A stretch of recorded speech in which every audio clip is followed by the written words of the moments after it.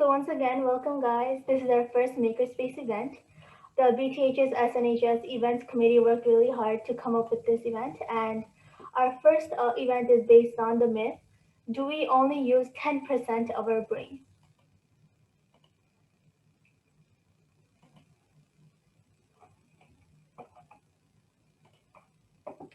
So we created a survey before we start off as an icebreaker. So we will release the survey link in the chat. So please take a couple of minutes and fill out the survey. And then once you're done, you can either give a thumbs up or type in the chat that you're done, and then we'll get right into it.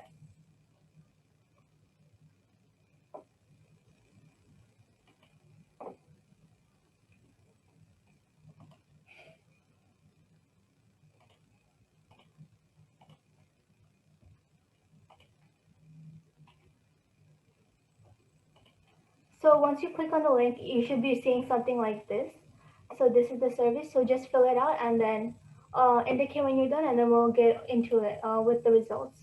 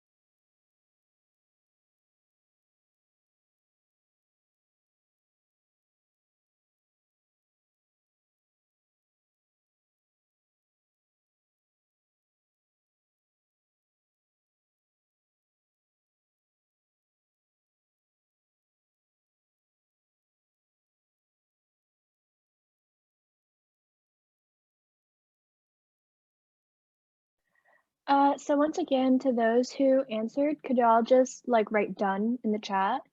And if anyone needs more time, just let us know.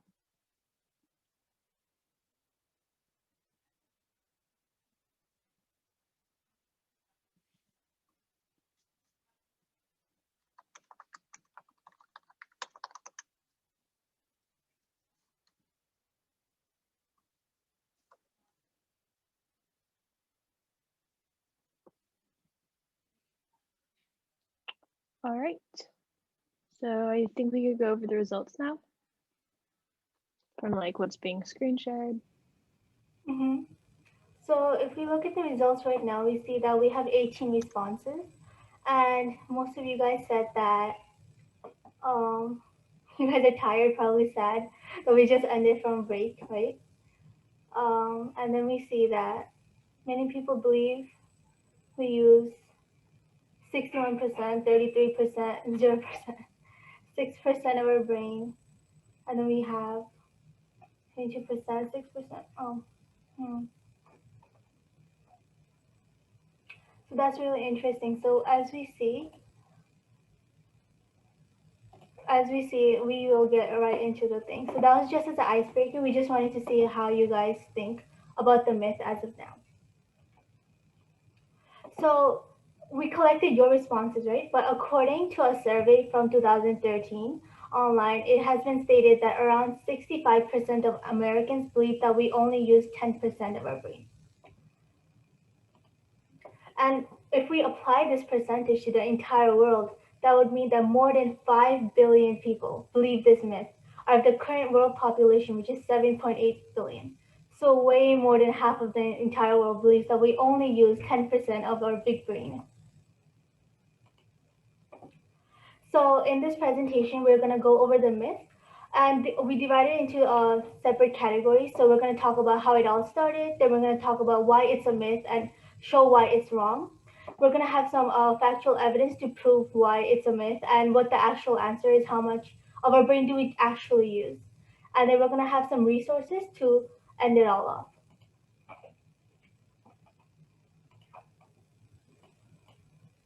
Okay, so how did it all start? When did this myth appear? Who started this rumor? Well, this myth has uncertain origins, but most people believe that it might have derived from a misquote of Albert Einstein, while others think that this myth came from a misunderstanding of the work of Pierre Florence, who was the founder of the field theory of brain function. But a lot of people think that it derived from the article The Energies of Men, where on page 12, William James argued we're only making use of a small part of our possible mental and physical resources.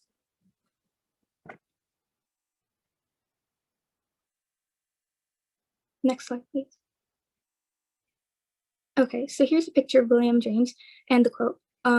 I think the key part where a lot of people take this the wrong way is the part where it says making use of. Instead of saying making use of, they use the word unlocked. So it seems like you never even tapped into your full brain potential. Okay, another big reason this myth continues to live on is because of the many, many, many movies and of science fiction, also books, and they talk about how these superheroes or different people unlock 100% of their brain, and they become superhuman or something. And this leads to people believing that the average person only unlocked a small part of their brain, such as 10%, which is obviously incorrect. These are some examples of movies. You guys might have heard of these movies. They're pretty famous.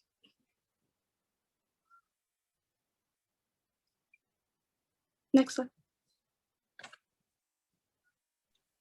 Okay, and so we're going to the second part, why the myth is wrong.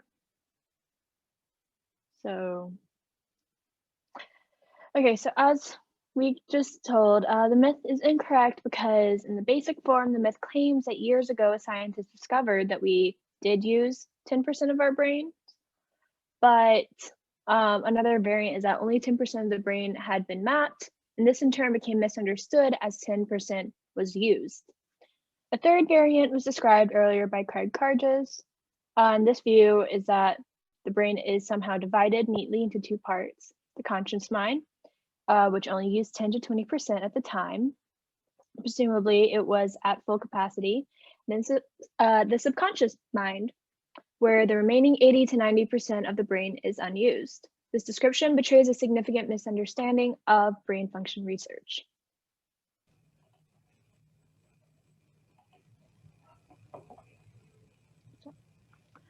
So here's the reason why the myth is inaccurate. Neuroscientists have pointed out several reasons why the 10% myth is false.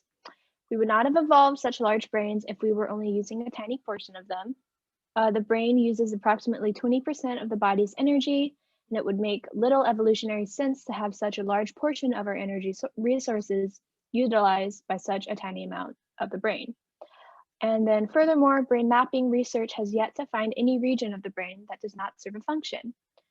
According to Dr. Rachel C. Freeman and Aaron E. Carroll, numerous types of brain imaging studies show that no area of the brain is completely silent or inactive. So here's some food for thought. How would the measurement be made? If only 10% of your brain is being used at any time, wouldn't that mean that only 1 in 10 nerve cells are being used? Even if a neuron isn't sending impulses, they may still be receiving messages from other cells. These cells are still being used, but just in a different way.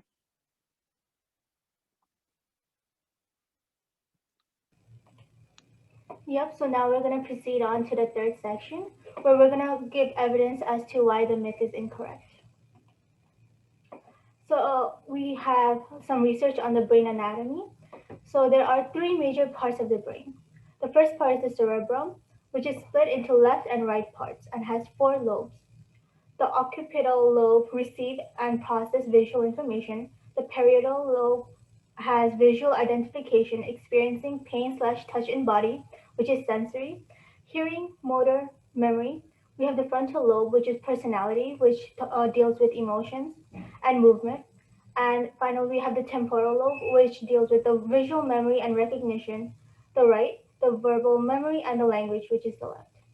The second major part of the brain is the cerebellum, and it balances, coordinates, and has fine muscle movement control.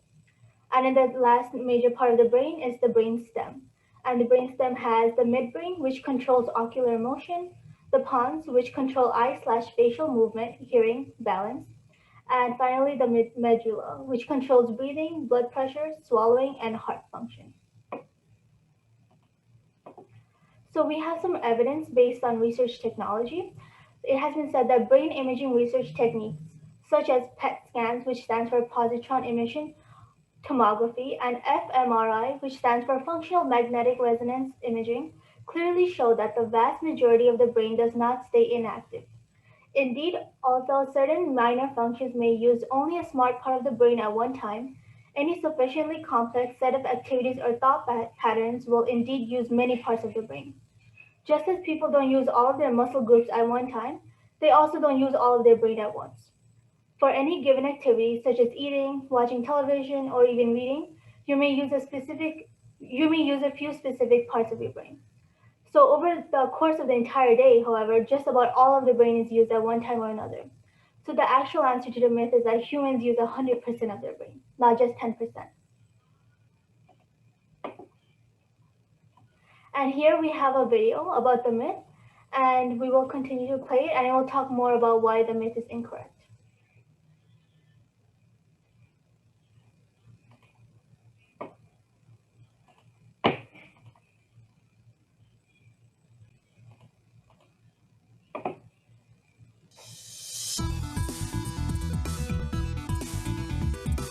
Can everyone hear this properly?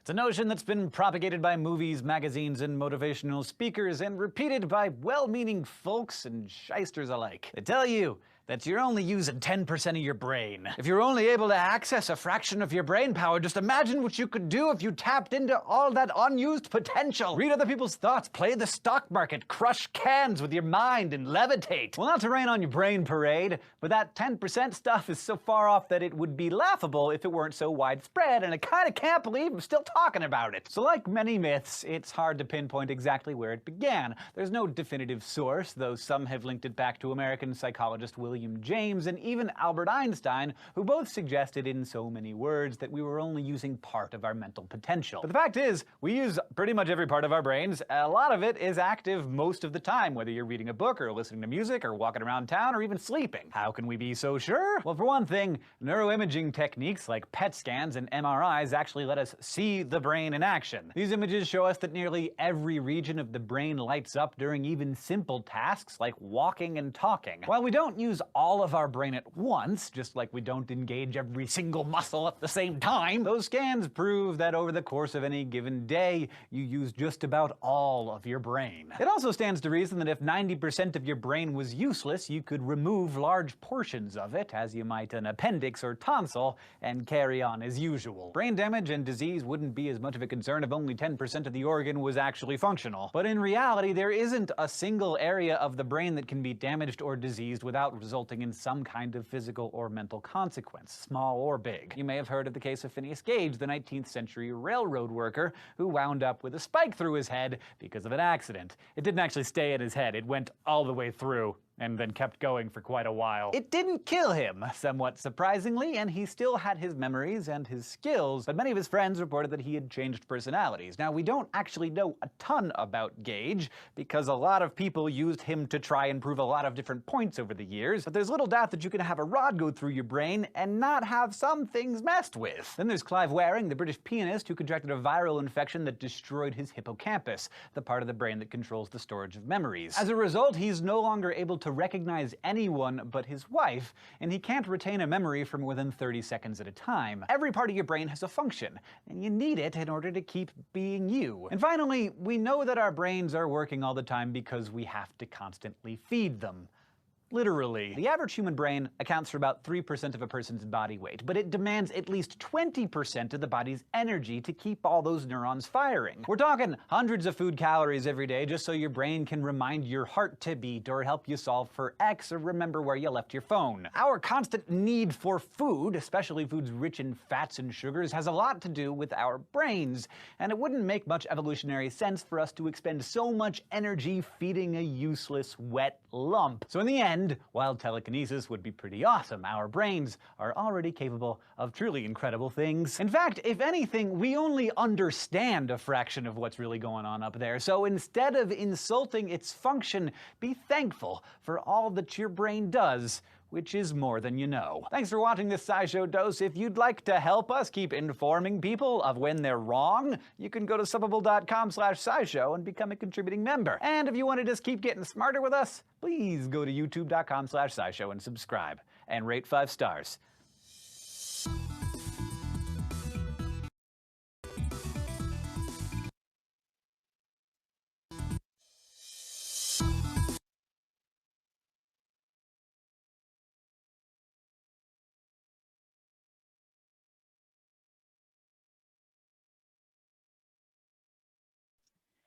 Okay, and finally, here are our resources. I linked in the chat, or I guess of our slide in the chat. So if you guys are ever interested, you can check out the articles. And then yeah, thank you for coming. We have our attendance form, and we will also put that in the chat.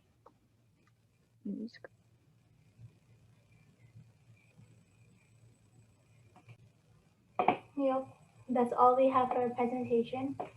Thank you so much for coming, everyone. And the attendance form will be put in the chat.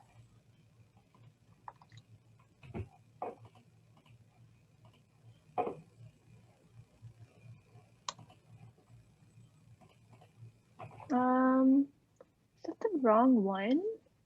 Can you guys check it out and let me know if this is if it works?